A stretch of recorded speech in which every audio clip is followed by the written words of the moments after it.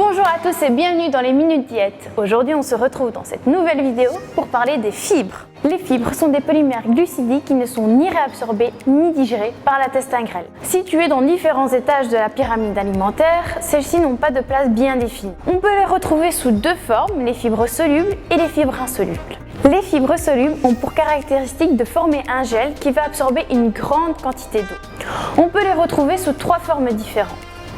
La pectine, qui elle se retrouve principalement dans les fruits et les légumes, les gommes et les mucilages, qui elles sont principalement utilisées par l'industrie alimentaire pour leurs caractéristiques épaississantes et émulsifiantes. Les fibres insolubles, quant à elles, elles ne sont pas digérées par les bactéries du tube digestif. Elles agissent sur le tube digestif en augmentant le poids et le volume des selles.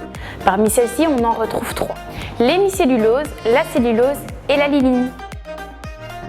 Les fibres ont divers rôles bénéfiques. Si on augmente la consommation en fibres, on améliore le transit intestinal et donc on lutte contre la constipation. Elles diminuent le temps de contact entre les substances cancérigènes et la muqueuse de l'intestin. C'est une prévention contre les cancers de l'intestin. Elles ralentissent la vidange gastrique, offrant une sensation de satiété plus rapide et plus longue et sont donc intéressantes dans le traitement de l'obésité. Elles diminuent l'index glycémique des repas, elles sont donc intéressantes dans l'alimentation du patient diabétique. Dans l'hypercholestérolémie, elles ont également un rôle. Elles diminuent l'absorption des sels biliaires et du cholestérol. Il est donc recommandé de consommer 30 g de fibres par jour. Si elles ne sont pas consommées en quantité suffisante, il y a un risque de développer de la constipation, des hémorroïdes ou un cancer colorectal. Si elles sont consommées en excès, les fibres peuvent devenir irritantes pour l'intestin et ainsi entraîner une mauvaise absorption de certains nutriments. Les fibres sont donc intéressantes pour avoir un transit intestinal optimal. Pour ce faire, il faut privilégier les céréales complètes aux produits raffinés